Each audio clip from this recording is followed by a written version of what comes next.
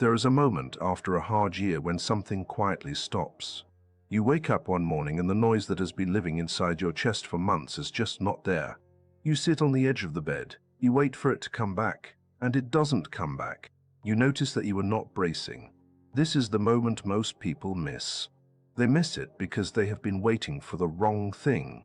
They have been waiting for a breakdown that already happened weeks ago in a parked car, or in a kitchen at 3 in the morning, or in a quiet conversation that nobody else even noticed.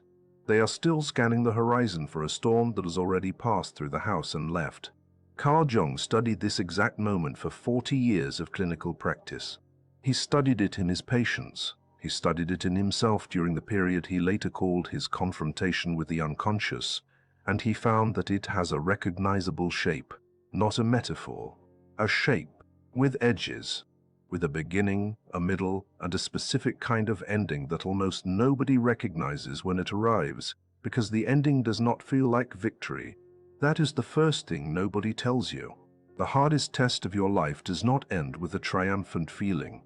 It ends with a strange, flat calm. It ends with the small, deflated noticing that the thing you are waiting for is already over.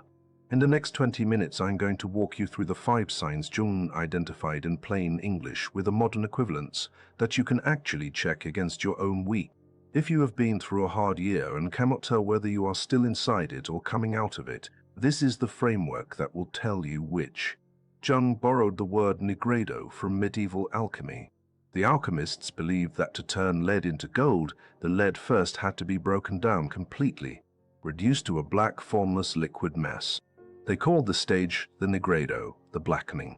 It was the part of the process where the original material seemed to be destroyed.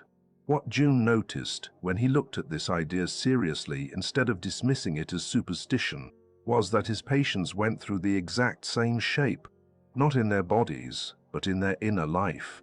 Something they had built their identity on would collapse. A marriage, a career, a version of themselves they had been performing for so long they had forgotten it was a performance.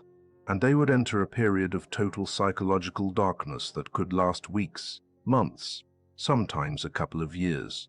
Jung said something important about this period that most popular psychology gets wrong.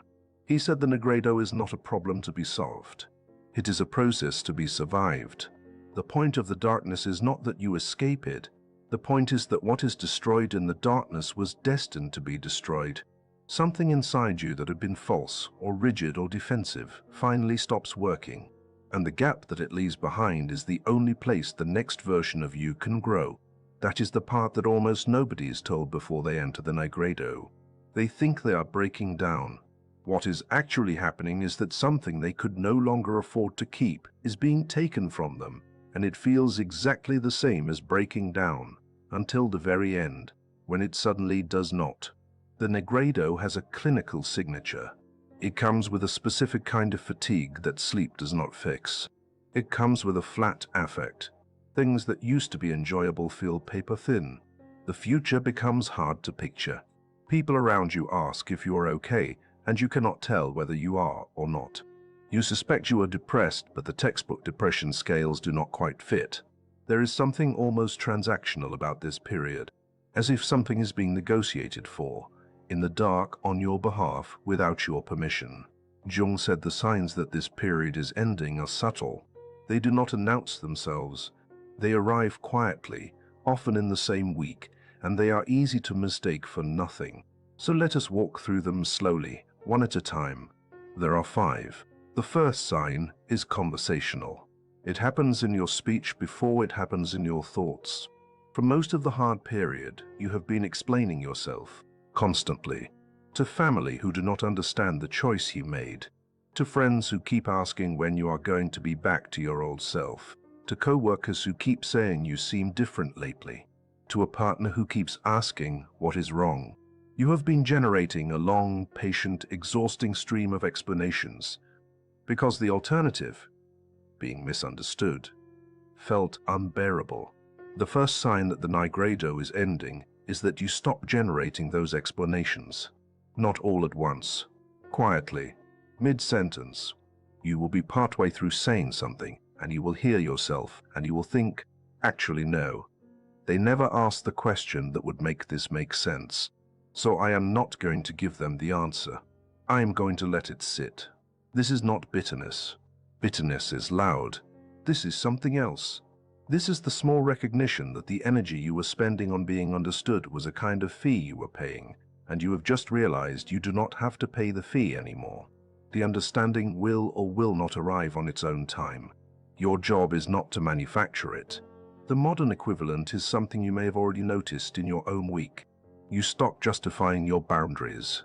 You stop defending your decision to leave. You stop adding 3 caveats to every difficult sentence so that the person you are talking to will not get upset. You become, very slightly, less performative, and the people around you may notice this and decide that you have become cold or distant or hard to read. That is fine. That is the cost of the sign. Jung tied this directly to a concept he called withdrawing the projection. For most of your hard year, you were over-explaining because you were unconsciously hoping that one of your explanations would land and the other person would finally see you the way you wanted to be seen. You were projecting onto them the role of the one who would finally understand. When you stop explaining, you have stopped giving them that role. You have, in Jung's language, withdrawn the projection. You have taken back the energy. If you want to check this one in real life, and this is the application moment, the part you should pause and check against your own week. The question is this: in the last 7 days, was there a moment where you started to explain yourself to someone and you stopped halfway through and you let the sentence end unfinished? If yes, that is sign 1. The second sign is about grief, not the loss of a person, though it can be that. Grief in the larger sense. Grief for the version of your life that did not work. Grief for the version of yourself you thought you were going to be. Grief for the relationships that ended. Grief for the years that were spent on the wrong thing. For most of the nigredo, grief is sharp. It comes in attacks. You'll be doing fine, you'll be in the kitchen, you'll be washing a plate, and the grief will hit you like a wave and you will sit down on the floor for 10 minutes because you cannot stand up. Then it will pass. Then you will get up and finish washing the plate. Then a few days later, it will happen again. The sharpness is the signature. The second sign that the nigredo is ending is that grief stops being sharp and becomes ambient. It does not go away. Anyone who tells you that grief goes away is selling you something. What happens is that the grief stops being a wave that hits you and becomes more like the weather. It is around you. It is in the quality of the light in the afternoon. It is in the way certain songs sound now. But it is not knocking you down anymore. This is not progress in the sense that progress is usually described. It is not an upward arrow. It is a change in register. The grief has been integrated into the way you walk through the day. It is part of the texture now. It is no longer an event. Jung had a phrase for this. He said the dead settle into their graves, meaning the parts of your life that have ended stop demanding active mourning and become part of your history. They stop being open wounds. They become scars. Scars hurt sometimes when the weather changes, but they do not bleed. The clinical correlate of this, and this is where Jung overlapped with what we now call complicated grief therapy, is that you stop having the intrusive replays, the middle-of-the-night relitigations, the imagined arguments with someone who is not there. They quiet down, not because you have forgiven everyone. You have not. They quiet down because the part of you that was running them has stepped back. The case has been closed even though the verdict was never delivered. To check this against your week, and this is the application question, when was the last time grief came as a wave that knocked you down? If you cannot remember a recent one, but you also notice that the grief itself has not left, that is the shift. That is sign 2. The grief has gone from event to weather. The third sign is the most disorienting one, because it does not look like forgiveness in the way the self-help books describe it. The self-help version of forgiveness is a moment. It is a sit-down, a journaling exercise, an empty chair, a deliberate choice to let the resentment go. It is a ceremony. The Jungian version, the version Jung saw in his patients when the nigredo lifted, was the opposite. It was an absence. One day, the person you had been carrying the resentment toward came up in conversation, and you noticed that the resentment was no longer there. You did not forgive them. You just stopped carrying it. And you only realized you had stopped carrying it because you went to pick up the resentment, the way you had picked it up 1,000 times before, and your hand closed on nothing. This is the third sign, and it is the one most people miss because they are still waiting for the dramatic forgiveness moment. They think they have not forgiven the person because they have not done the ceremony, but the ceremony is not necessary, and in many cases it is not even possible. The person you needed to forgive may be dead, may be unreachable, may be someone you are never going to speak to again for very good reasons. None of that prevents the sign from arriving. Jung was very specific about why this happens. He said that resentment is held in place by a contract you made with yourself about who was wrong. The nigredo, when it does its work, dissolves the part of you that needed that contract, not because you have decided the other person was right. They were not. The shift is that you no longer need the contract. The energy you were using to maintain the contract is now available for other things. This is sometimes mistaken for cynicism or for emotional flatness by the people around you. They will say things like, "You are just shutting down. You are just dissociating." And it is not that. The felt sense of it is very particular. There is a kind of softness to it, not toward the other person necessarily, toward yourself. You have stopped requiring of yourself that you remain a witness to the wrong that was done. You are still allowed to remember it. You are no longer required to guard it. To check this, and this is the application beat, pick the person or situation you have been most angry at over the last year. Picture them. Notice what you feel. If the felt sense is sharp, hot, and familiar, the contract is still in place. If the felt sense is distant, almost archival, like reading an old letter you wrote in high school, the contract has dissolved. That is sign 3. The fourth sign is somatic. It is felt before it is thought. And because of that, it is the one most people sense first but articulate last. For most of the nigredo, silence is uncomfortable. Sitting alone in a room with no music, no podcast, no scrolling is unbearable. Because in the silence, the static of unprocessed grief and unmade decisions and unanswered questions rises up and fills the room. You reach for the phone, you put on a show in the background. You text someone, anything to break the silence, because the silence is not actually silence. It is noise. The noise of everything you have not yet sat with. The fourth sign is that silence stops being noise. You sit in a quiet room, and the room is, for the first time in a long time, actually quiet. Your nervous system stops generating the static, and inside that real silence, there is a quality you have not felt in months, possibly years, a kind of inhabiting. You are in your own body. Your body is in your own house. The house is on its own street. Things are stacked correctly. This is the somatic correlate of what Jung called the return of the soul. He believed that during the nigredo, a part of the psyche becomes dissociated, scattered, exiled into the dark. The fourth sign is the moment that part comes home. You know it has come home not by an idea, but by a sensation. The body feels owned again. The breath drops 2 inches lower in the chest. The eyes focus differently, softer, more local, less scanning the horizon for threats. The reason this is the fourth sign and not the first is that it follows the others.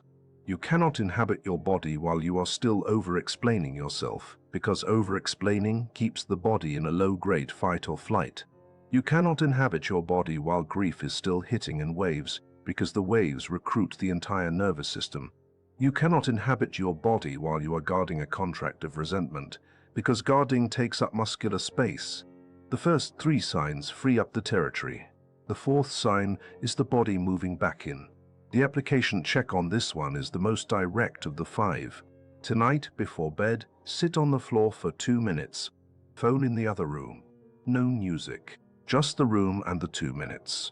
If the silence feels like something pressing in on you, and you have to crawl out, the nigredo is still working. If the silence feels like a room you are allowed to be in, sign 4 has arrived. The 5th sign is about how you think about what is next. And it is the most counterintuitive of the five, because it does not look like ambition returning. It looks like ambition shrinking. For most of your life before the nigredo, the future was big and vague. You were going to do many things. You had a list. The list had on it the version of yourself you were going to become, the relationship you were going to build, the work that was going to matter. The future was wide. The future was busy. Then the nigredo came, and the future collapsed completely. You could not picture it. People would ask, "Where do you see yourself in 5 years?" And you could not answer the question because the 5-year version of yourself had stopped being available. There was no one inside the 5-year window for you to imagine into. The fifth sign is that the future returns, but it returns smaller. It returns specific. You can suddenly picture the next 6 months, not the next 10 years. The next 6. And the picture is unromantic. There is a specific apartment, a specific kind of work, a specific small set of people, a specific morning routine. The grandeur is gone. The clarity is up. Jung tied this to what he called the individuation movement, the shift from being driven by inflated, undifferentiated wants to being able to want one specific thing at a time, in proportion to who you actually are. He said the test of whether someone had emerged from the dark was whether their wishes had become precise. A person still inside the nigredo wants everything in general and nothing in particular. A person on the other side of it wants this one thing, this week, with their whole hand. The reason the fifth sign is the most overlooked is that it does not feel like recovery in the way most people imagine recovery. Most people imagine that on the other side of the dark period, their old big future will come back with the lights on. It will not. What returns is something more useful and less impressive. A short list, a small future, a specific morning. To check this, and this is the application, write down in one sentence what you would like the next 6 months to contain. If you cannot answer, then the nigredo is still working. If the answer that comes is grand and abstract, I want to be happy, I want to find my purpose, the nigredo is still working. If the answer is specific, almost embarrassingly specific, I want to learn to bake sourdough, I want to walk my dog every morning before I check my phone, I want to be back in touch with one specific person, that is sign 5. The future has come back at human scale. So you have the 5. You stopped explaining yourself. Your grief went from sharp to ambient. The resentment dissolved without a ceremony. Silence stopped being noise. The future returned in specific form. If you have noticed 3 of these in the last week, the test is most likely ending. If you have noticed all 5, the test has ended, and you may not have realized it yet. What is left after the nigredo lifts is not what you were before it began. That is the second thing nobody tells you. You did not return to baseline. You returned to a different baseline, slightly quieter, slightly less explainable to the people who knew you before, slightly more able to sit with the things you cannot fix. Jung's word for what gets built in this period was something he called the inner authority, meaning you stop checking with the outside world to know whether you are okay. The signal moves inward. You can be standing in a kitchen alone doing nothing and know without anyone telling you that you are okay. That capacity is the thing the test was building. It could not have been built any other way. It is built by surviving the dark, not by avoiding. There is one practical thing to do after the test ends that makes the rest of your life noticeably easier. You write the dark period down, not for anyone else, for yourself. You write what it felt like, what it took from you, and what specifically came back. You write it because the next time something hard happens, and something hard will happen, because you are alive. And that is the contract. The document is what reminds you that you have done this before, that the strange flat calm at the end of a long bad year is a real thing, with a name, with a shape, and that you have crossed it.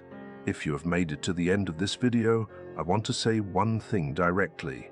The fact that you are watching a 24-minute video about Jung and the nigredo means you are paying attention to your own inner life, and that alone, the willingness to notice, is most of the work. The signs find people who are looking for them. They pass over people who are not. So whatever state you are in tonight, the act of watching this is itself one of the small movements that the test rewards. I would like to ask you a question. In the comments, I want you to do something specific. Pick the one of the 5 signs that landed hardest for you and just write the number. 1, 2, 3, 4, or 5. That is all. No story, no explanation, just the number. I will read every comment, and the people who comment after you will see the pattern of which sign is finding the most people this week. That pattern is in itself a kind of map. If this video helped, the kindest thing you can do for the channel is share it with the one person you know who is currently in the dark. They do not need to be told to be okay. They need to be told that what they are walking through has a shape and an end, and at the end will be quiet. I will see you next week.